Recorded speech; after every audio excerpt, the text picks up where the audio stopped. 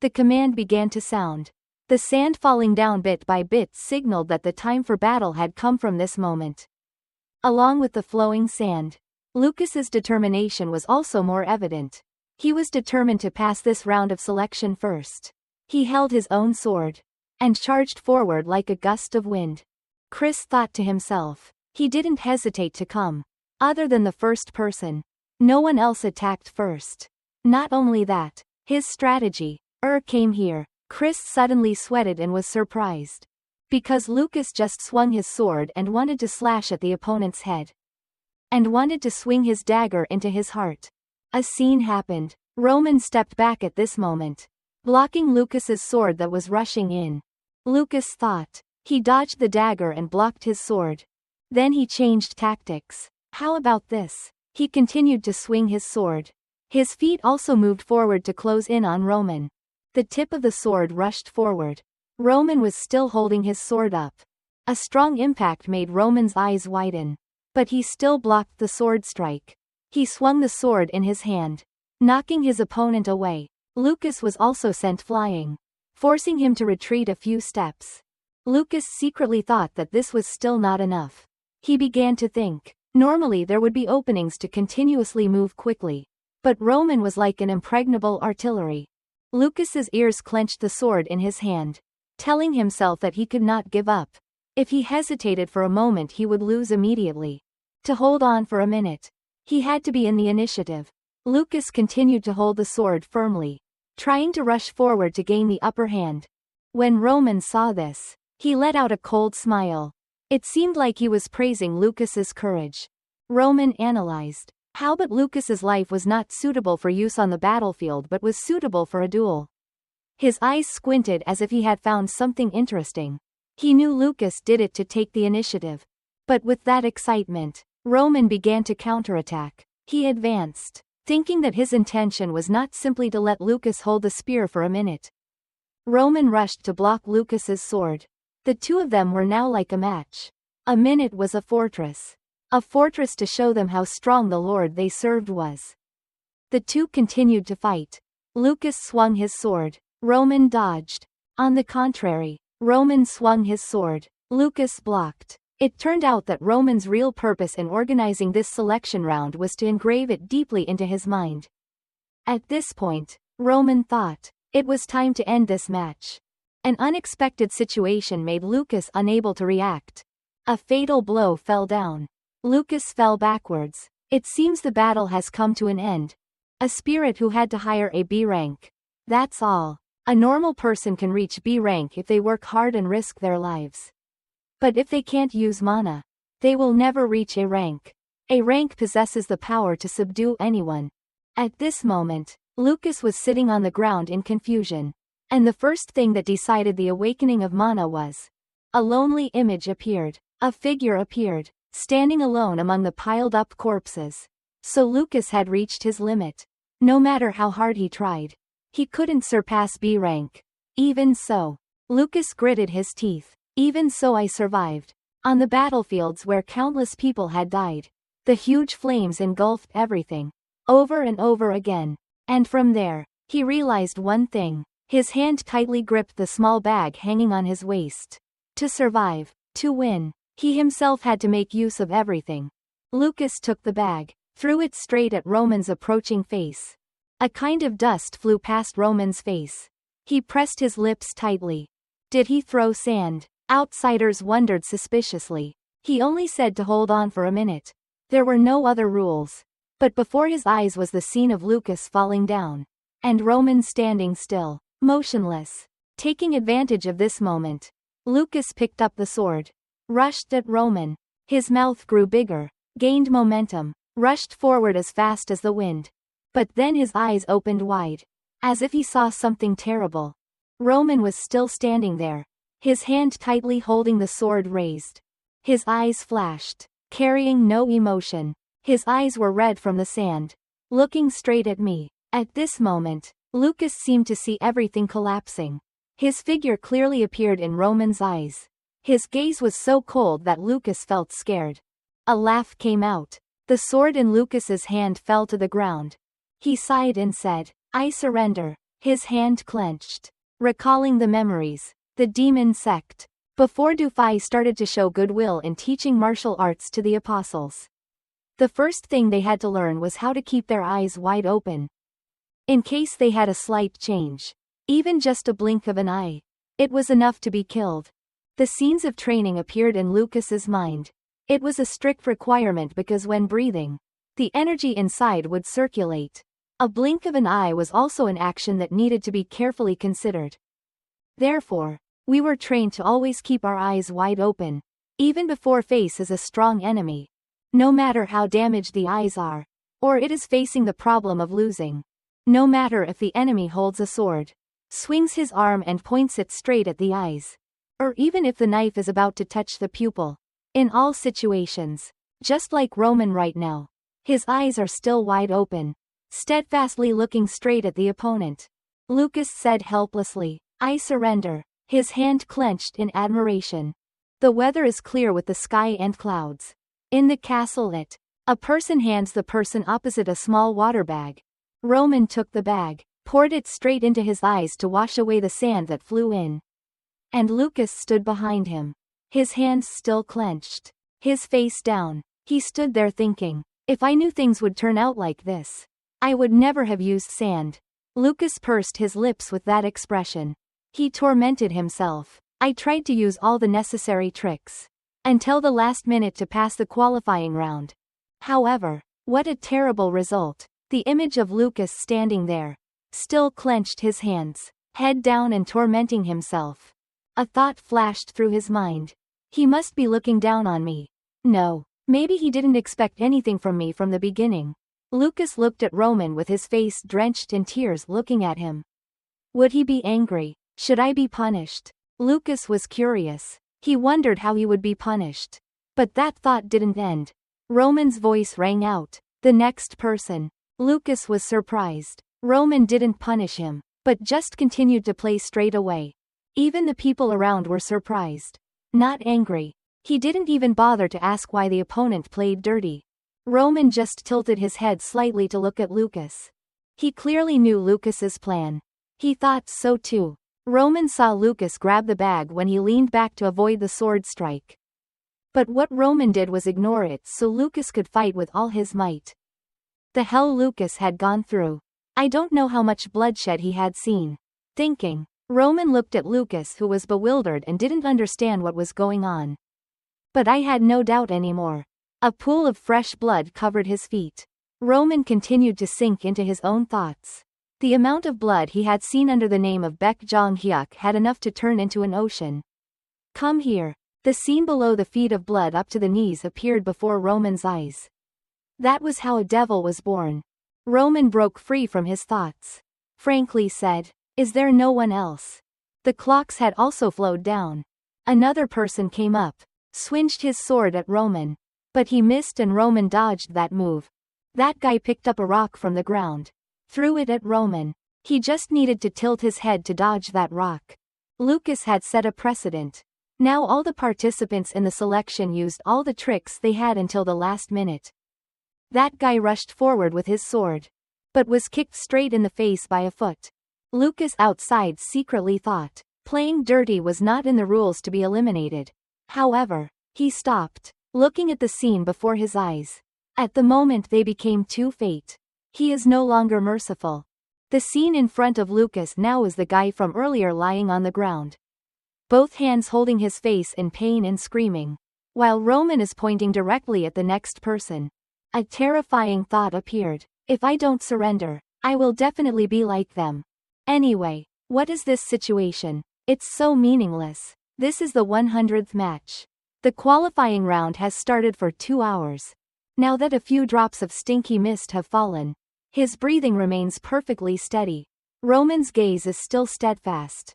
An expression that could not be more calm. A mountain full of corpses and a sea of blood. On the brink of death. No enemy will show mercy to you. Just because you yourself have tried. Movements will be halted once your breathing is no longer stable. And that is when you yourself become a part of the mountain full of corpses under your feet. That is why a person has no choice but to become a master of fighting. Roman at this time. Inhale and exhale. the natural energy that can be achieved through this series of actions. It circulates throughout the body to restore the fatigue that has been stored in the body. Added with the ideal body management and the process of strengthening the skeleton, the body has reached its optimal state. Another person wielding a sword swings towards the place Roman. He took out his sword and blocked it again. Back to the time when he was conquering martial arts. At that time he had fought for 3 days and 3 nights.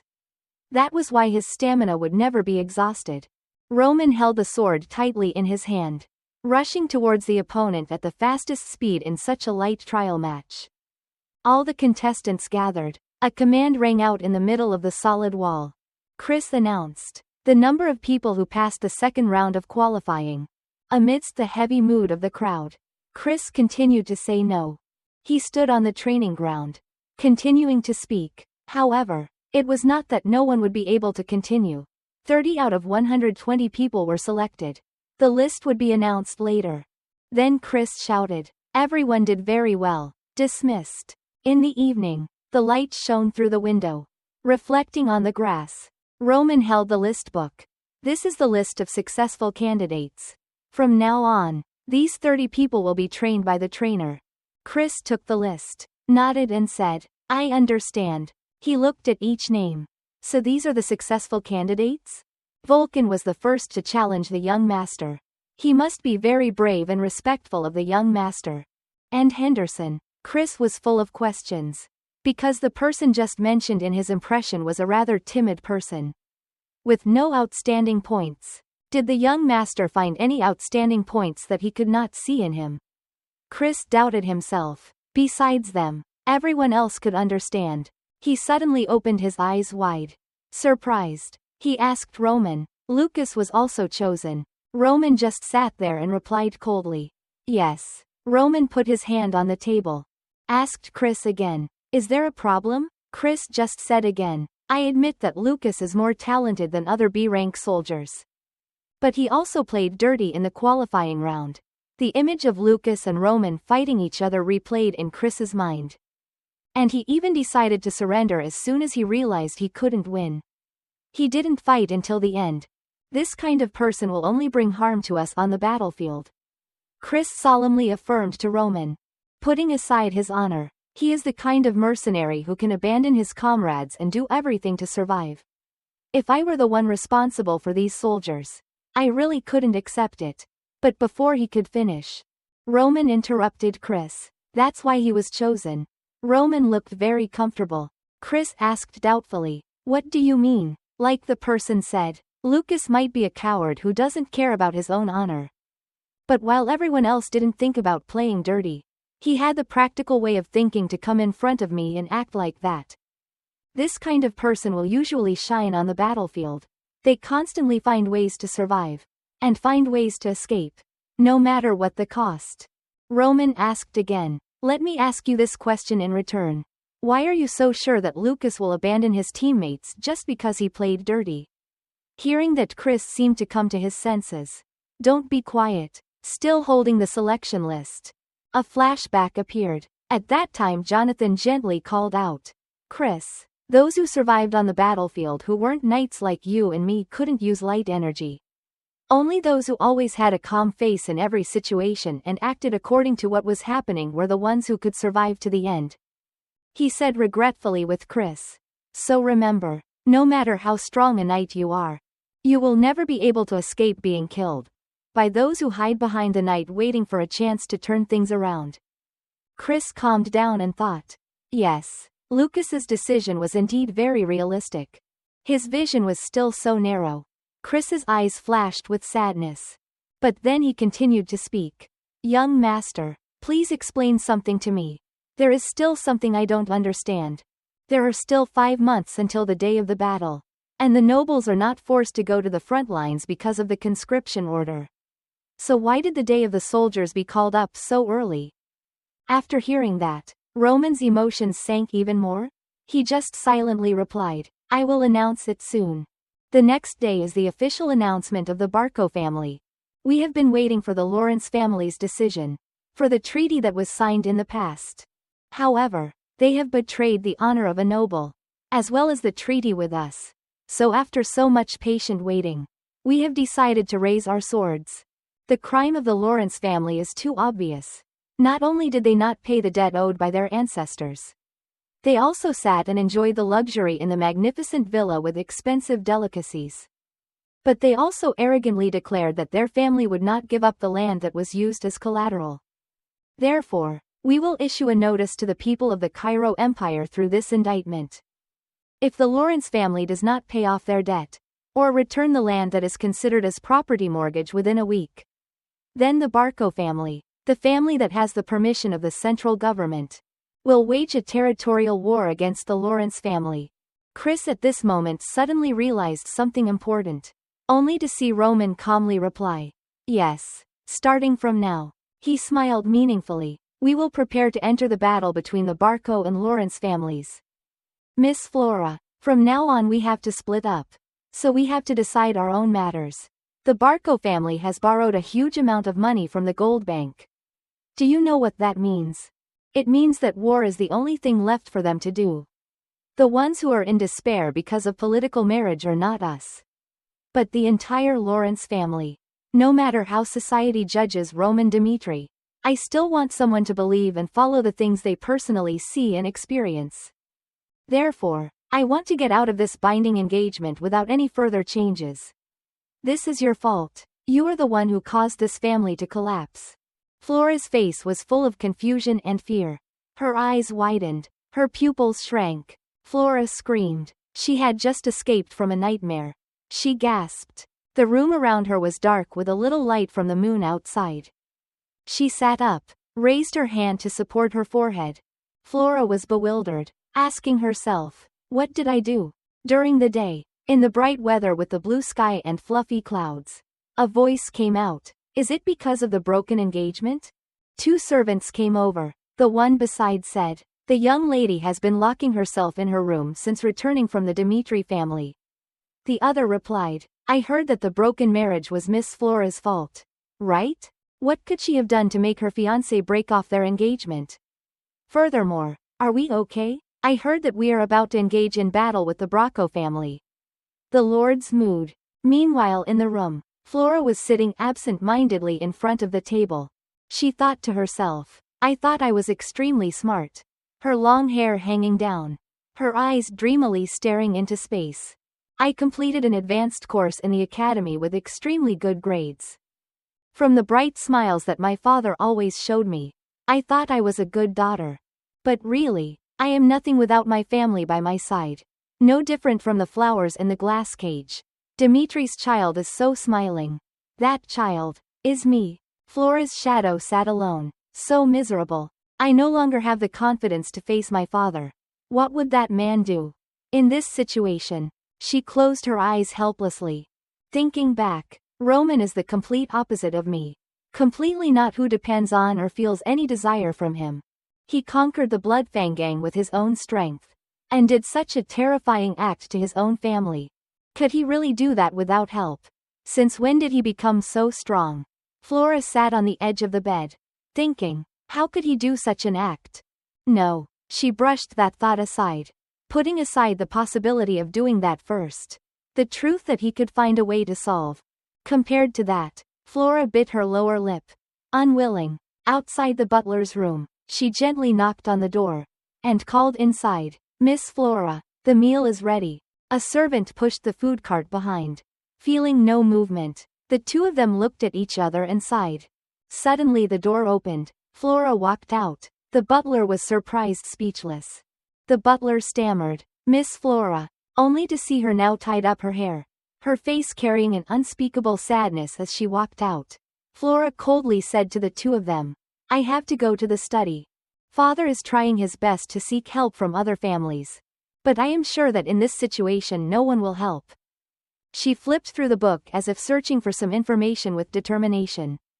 Just like how Roman Dimitri conquered Bloodfang, we must also find a way with our own strength. That morning, a voice called out to the Lord. "The Matteo family has rejected our offer." An urgent voice came, "Then I will sign with Vacha." But the next sentence made the Lord lose all hope. "The Vacha family also rejected our offer." even though we agreed to establish a distribution system which they have always asked for. But they have made it clear that they will not help us in this matter. The urgency made him put the book down hard. The close servant quickly stopped him. Lord, no matter how you look at it, asking for help from the neighboring country is very difficult because of the oppression of the Barco family. He continued to reach for another book and flipped.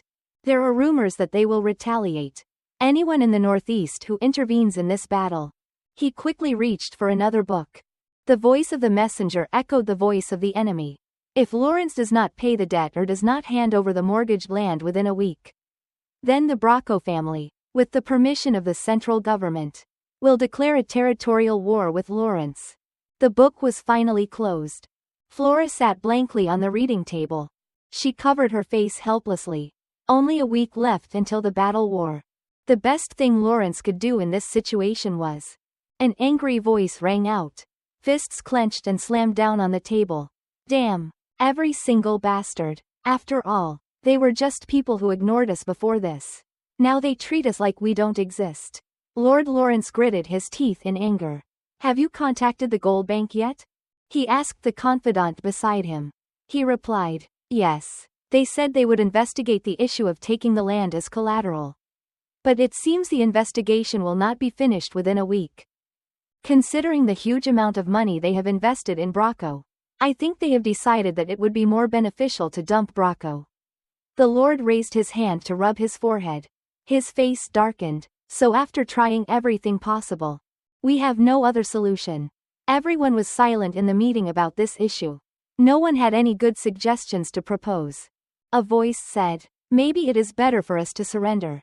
A bearded man said, all the help from neighboring countries has been blocked by Barco, and the difference in our forces is as clear as this. Then my side thinks surrendering and giving them what they want will protect our innocent soldiers. As well as protect more land instead, because let them take everything.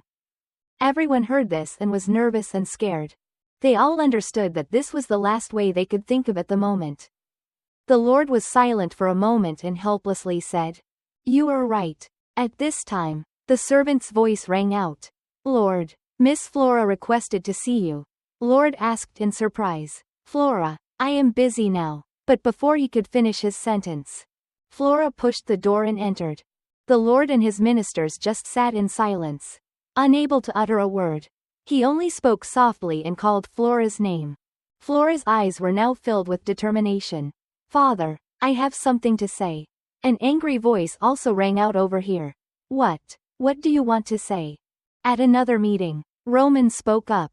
That was exactly what I wanted to say. He bluntly repeated what he had just said. I intending to personally participate in the battle between Barco and Lawrence under the name of Roman Dimitri. He sat on the chair, his hands clasped together and this serious look as if he was not joking. Romero held a cup of tea. Asked back, do you know what that means? He replied, yes. But then he slammed the cup down on the table, along with the tea spilled out. He shouted, you know and still say that. The battle between Barco and Lawrence is a legal battle, approved by the central government. His face changed color, his eyebrows furrowed in dissatisfaction. Since you have now broken off your engagement with the daughter of the Lawrence family, so we have no reason to interfere in this matter. If Dimitri intervenes, the northeastern nobles will cut off all relations with us. And in the worst case, the central government might send soldiers to punish us. If you intend to help Lawrence just because of a small wavering in your heart, then don't. For the sake of Lord, I think you've grown up. His father raised his hand to rub his forehead, looking helpless, and Roman only called out, Father. Then he said, Father, you want me to live like this from now on? His father angrily shouted, what the hell are you suddenly saying? He replied frankly, I didn't intervene in the battle just because of a small fluctuation in my heart. To be honest, I was recently threatened by the eldest son of the Barco family. He did that because the marriage between me and the Lawrence family could hinder their plans. He seriously told his father, I don't have any evidence to prove what really happened that day. But I just had a thought. Everyone says Dimitri is the real power of the Northeast. This sentence shook the entire mansion. But he calmly continued to speak. But the Barco family thinks we are under their control. And father doesn't do anything with the power and wealth he has. I'm sure father is satisfied with current situation. Hearing him expose, his father was also startled. At this moment, his eyes flashed with ambition and a gloomy aura. But you, Roman Dimitri, are different. You want power and will not stand still with your eyes open. Facing his son's expression, his father also felt a little guilty. He continued, because the name Dimitri has been tarnished. Whether it's Barco or anyone else. You have many reasons. Just like the Barco family declared war by creating a reason that doesn't exist. The reason is just a child's game between the powerful. A new life. But it feels like I'm still struggling in the endless ocean. But one thing is certain. The current Baek Jong-hyuk's identity is changing. I have to live a life of domination. I'm not asking you to lend me the power of the family. I'm just intervening in this battle with Roman Dimitri's ability. Roman said that in a low voice. So please follow me. The path I'm about to show is the path I want to live from now on. The origin of each person's birth cannot be changed, no matter how great that person becomes. Romero clasped his hands behind his back and looked thoughtfully through the window. No matter how many achievements he achieved, becoming rich, or even become a lord who rules a territory, the truth is that I am just an ordinary person who will never change. Mrs. Lihana sat on the velvet sofa and said softly, I guess something happened to the other nobles when you came to the royal palace. He smiled gently. It's nothing. Romero slowly walked over and sat down next to her. Just by observing their eyes, he knew how they looked at me. His eyes suddenly became dangerous. Not the way a noble looked at another noble like them. Lihana looked at her husband gently. So you want to change it? He smiled softly. No, I am not satisfied with my current life. I don't want to destroy it just to get a little more benefit. In the large living room, only the two of them were sitting and chatting. I hope our son will be different. Outside the palace, the sky was getting dark. Mr. Romero's voice still echoed steadily to her. Different from I who am satisfied with governing a small distant land. I want them to surpass their roots and reach higher. At this moment, Roman was sitting solemnly on the chair. Seeing his son's seriousness, he was a little panicked. Those eyes, yes. His eyes shone with the steadfastness and integrity of a mature man. Mr. Romero thought to himself. The eyes of a person who cannot be shaken. As a father, more than anyone else, he was the one who felt too happy. Yes, I have always dreamed of this moment. The child who always made me worry has grown up to the present without me realizing it. Roman sat in front of him, his cold face showing an unapproachable look. He sat silently listening to Father Romero's encouragement. Do what you like, and tell me if you need help. He clenched his fist and said eloquently. Roman Dimitri is my son and I Romero Dimitri is your father. He declared firmly, no matter what you do, there is no need to take responsibility for yourself. Hearing this, Roman couldn't help but smile with satisfaction. The next morning, in front of the gate of the blacksmith area, there were all kinds of metallic sounds and collisions. He had just stepped to the gate. Observing the surrounding scene, there was no one but it was very noisy. So this was the place. Roman looked at the sturdy gate. It seemed that they were not exaggerating when they said that the Dimitri family's blacksmith workshop was the largest blacksmith workshop in the Kingdom of Cairo. Inside the blacksmith workshop were all strong craftsmen. The facilities were places where many blacksmiths could work at the same time. Each person held a different position to ensure the highest level of expertise. There were about 30 such facilities in this blacksmith district. Roman thought to himself, all doubts about Dimitri's wealth were answered just by looking at this neighborhood. The iron ore behind the palace has the largest amount of iron in the country. And the blacksmiths of the Dimitri family are able to sell the iron mined here at exorbitant prices. For that reason, the nobles of the northeast of Cairo never dared to oppose Dimitri. Besides fearing Dimitri's wealth, if they could not receive the Dimitri family's weapons supply throughout the kingdom, it would be a serious problem. Roman looked around and realized. So he was here. The person he mentioned was the man known as the symbol of the Dimitri family. The master blacksmith. He slowly made a suggestion to his father. and planned to solve this matter by himself. But he really needed his father's help. Necessary equipment for the army. Mr. Romero crossed his arms in front of him to show his understanding. Armed. Saying that, he held a cup of tea and made a suggestion. Go see Hendrik. Holding a cup of hot tea in his hand, he looked at his son and slowly said, I used to handle all the matters in the blacksmith shop myself as the boss. But Hendrik, who used to work beside me, took over that job after I was ennobled. As the master of the family, he managed the entire production process of iron equipment. Seeing his son, who was very enthusiastic, he was also quite happy. If you say you came at my request, he will provide you with what you need. Roman happily nodded. Thank you, father. He also did not forget to remind. However, there is one thing you must remember when you go there.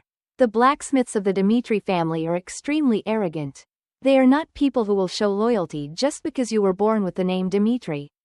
Only those who can distinguish the quality of iron and have the ability to handle it can win the trust of the blacksmiths. Indeed, father did not lie to him. The people in the blacksmithing all looked at Roman with eyes as if he was a redundant person who was getting in their way. If not, it was obvious that they despised him. They didn't even bother to put him in their eyes and continued to do their daily work. Roman witnessed it directly, so he quickly understood. It was just like what his father said. He clenched his fists, nervously walked under the contemptuous eyes of some people and considered Roman's previous stupid actions. It was not surprising that they acted like that. He soon arrived at his destination. Just reached the gate and heard an unfriendly greeting. Look who came. It was the voice of Hendrik, a muscular man with quite a beard. Seeing him just arrived, he sarcastically said, What business do you have here? Roman straightened his back and said loudly, I believe my father sent you a message about the reason I'm here. Hendrik approached with his hands on his hips. That's right. Armed for 30 people, right? His tone showed hatred and contempt. I thought you came here to steal because you ran out of pocket money. Before Hendrik's attitude, he pursed his lips in annoyance but absolutely did not respond. Then he pointed to the pile of stuff in the corner and said, Take whatever you want from the pile in that corner. It's enough to arm 30 soldiers. Roman slowly asked again with hidden meaning. You're saying I'll take them? He sarcastically said. Is this your best? Master Hendrik. He didn't care and cursed. The best of the monkey. If you're not satisfied, get out of here. Roman walked to the corner of the room and picked up a weapon. Sir Hendrik. He raised his sword and looked at him questioningly. It seemed that Dimitri's praise of iron equipment as the best in Cairo was all bragging. Didn't think he called this equipment for soldiers there. Hendrik was extremely annoyed by his words. I will ask again. He gritted his teeth in anger at Roman's interrogation. This was really his best. Master Hendrik, unable to hold back any longer, he roared. Dimitri's iron equipment was proud to be the best in Cairo. But you, a man who had never sweated in front of the forge, dared to judge the Dimitri family's equipment. Roman held the sword and looked at him, who was fuming. If it weren't for Romero's offer, I would never have given you anything. While his younger brother, Rogel, spent years as my assistant to succeed the family, you, the eldest son, spent your time flirting with women on the street. He kept talking, constantly scolding him. Do you understand what that means? Compared to the things on the ground, the Roman Dimitri is a piece of shit that cannot be reproduced. Hendrik pointed at the belt grinder. You are just a useless eldest son. No, you are trash who can't do anything. Roman thought to himself. This scene again. He was probably too familiar with it, and waited for him to finish speaking before speaking. It's not that I don't understand his anger, he said as he held the sword forward to explain. However, this sword was not adjusted by uniform hammer force during the casting process to the point that it changed color just by the sunlight shining on it. It must be the work of an inexperienced blacksmith who didn't master the use of a hammer. Roman looked at him indifferently and criticized. So, this thing doesn't deserve to be called Dimitri's equipment, and because he, Master Hendrik, couldn't deny that fact. You really look down on me instead of calling it trash. His sharp and crisp words really surprised him. What are you talking about? Roman swung the sword up and continued to comment. Master Hendrik. Every word he said was like a real blacksmith. Commenting and blaming him. Just now, one of my soldiers died because he couldn't cut his opponent with this sharp sword. The blade was so dull that it couldn't cut through the flesh cleanly. And that soldier, because he couldn't pull out the blade stuck in his opponent's muscles, fell off his head with a bewildered expression. Hearing his words, Hendrik gradually calmed down and continued to question.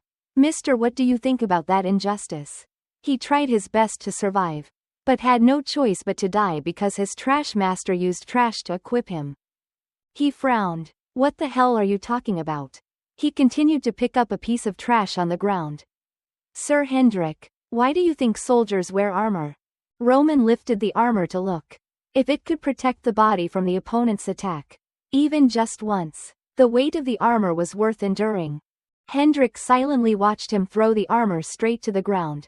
He blamed. But another soldier wearing the armor that I gave him was betrayed by the very thing he trusted and died. Looking at the armor on the ground, Roman was in pain. He believed that the pieces of iron that were cured in a stable manner could protect him. But a piece of scrap metal from an unknown blacksmith could not stop the enemy's attack. It punctured a hole in the armor. His armor and internal organs shot out from the middle of the armor. Hendrik still scowled, justifying his hatred. What the hell are you talking about? He opened his mouth and asked without asking. You still don't understand what I'm saying. In his heart he actually understood Hendrik's psychology. I can understand his anger when his eldest son only came when he needed something. Started to judge the pile of iron equipment while having no interest in forging. I understand clearly his thoughts and feelings, but he went too far. Roman angrily stabbed the sword into the armor and growled. If I don't realize that these things on the ground are all trash, the soldiers under my command will trust their lives to this pile of trash without knowing anything. The armor on the ground was torn apart by a light force from him. He continuously attacked him with words. This problem is not simple, simply your revenge on me for your own feelings. It carries the lives of 30 people, and even knowing that, you, Master Hendrik, turn your back on the truth. Facing him, Roman sarcastically mocked without fear. Do you really consider yourself a proud craftsman representing the Dimitri family?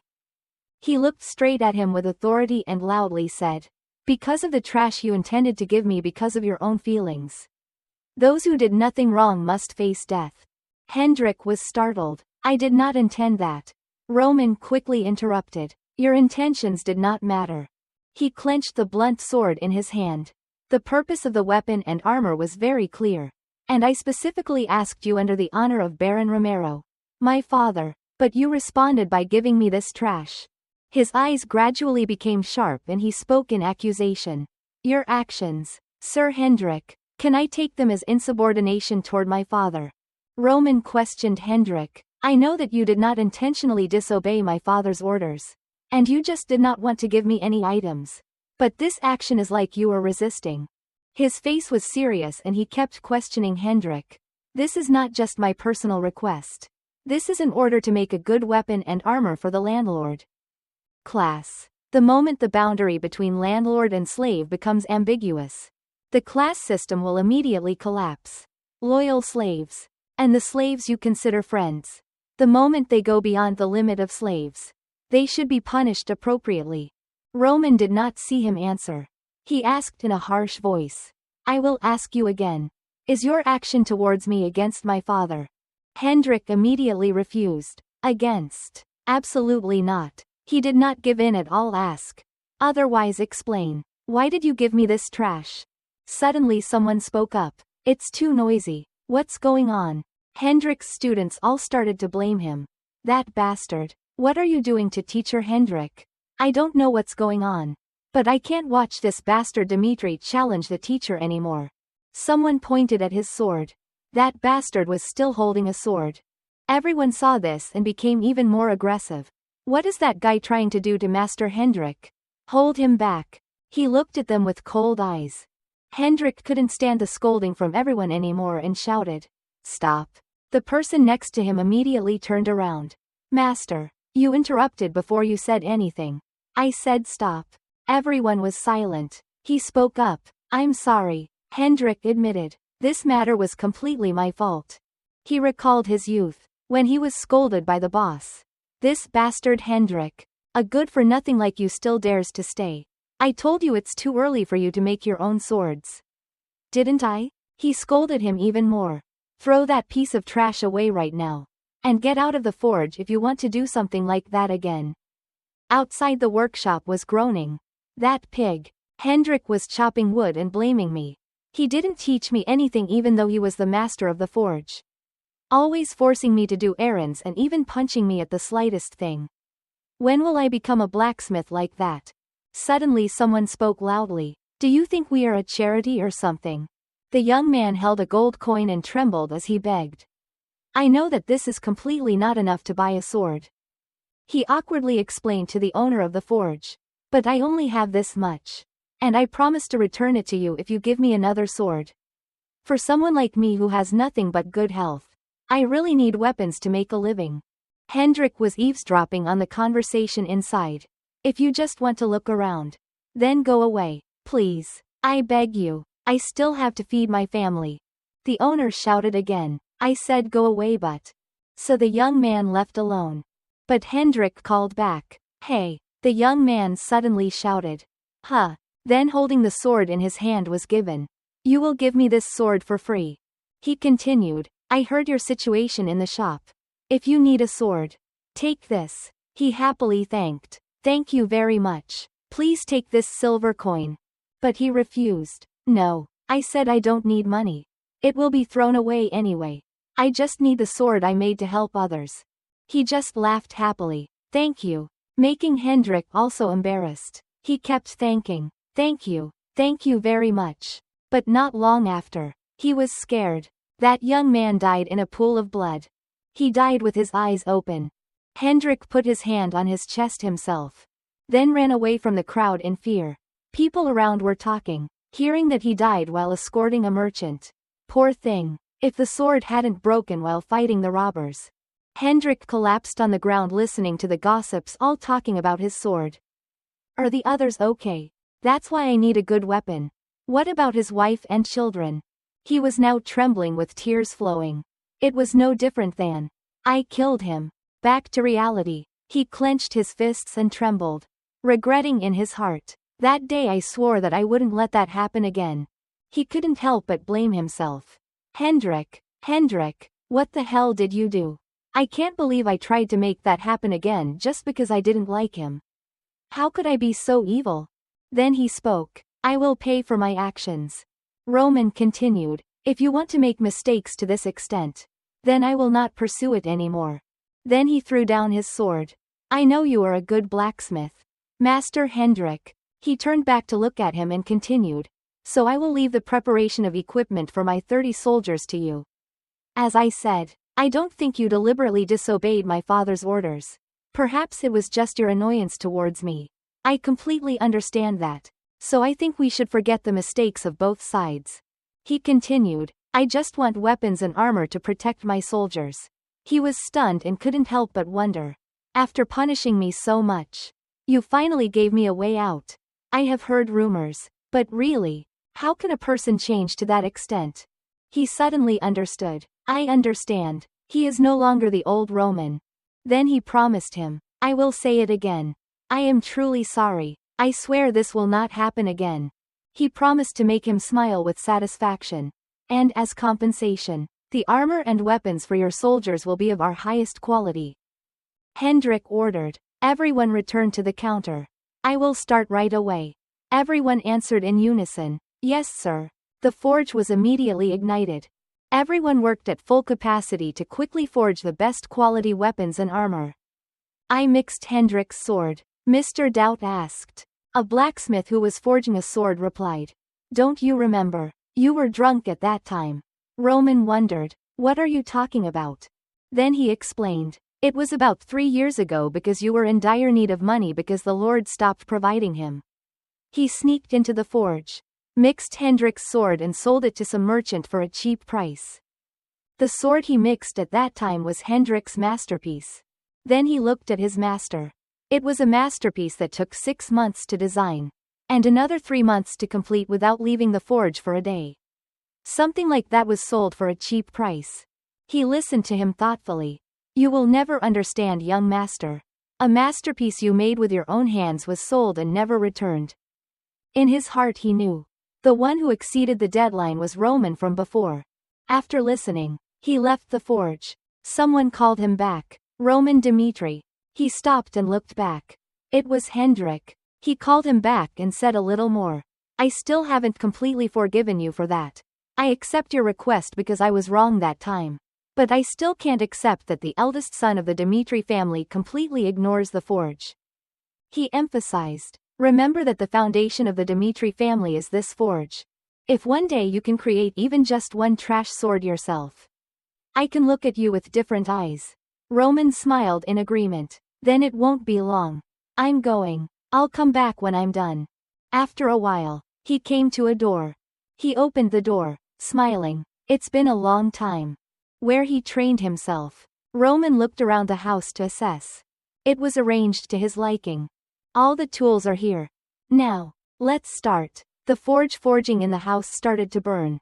Roman recalled the past. When I was still in the martial arts world, I decided to forge my own sword at the age of 18. When the evil sect had not yet won, the brothers were still in constant conflict. I had to sleep with my eyes open to guard against assassination. My 11th brother, Baek Chong-yun, ambushed me.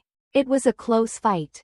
But my sword broke, making me unable to resist Baek Chong-yun's attack.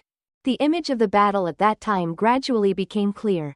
Baek Chong-yun wiped it and hit the person on the British side. Two pairs of eyes looked at each other tensely. A loud noise rang out. On this ground appeared a broken sword covered in blood. He thought again. When I slashed across my brother's face with the broken sword and narrowly escaped death. I thought. I needed a sword that would never break when fighting and exploit the full potential of Ta. Roman is full of determination. I need a sword made just for me. Remembering the shadow of my past self diligently working in the forge. That day, unlike my brothers, I went to the forge and learned how to forge swords myself. And before each decisive battle, I would forge a sword that suited my situation. The flow of memories began to run faster. And after hundreds of thousands of battles, my sword continued to change. Back to reality. Each hammer strike hit the iron. But the memories still did not stop. And the 39th sword I made was called the Heavenly Demon Sword.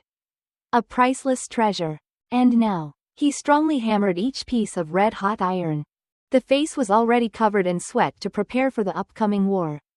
Thinking determinedly, it was time to make a new sword for me.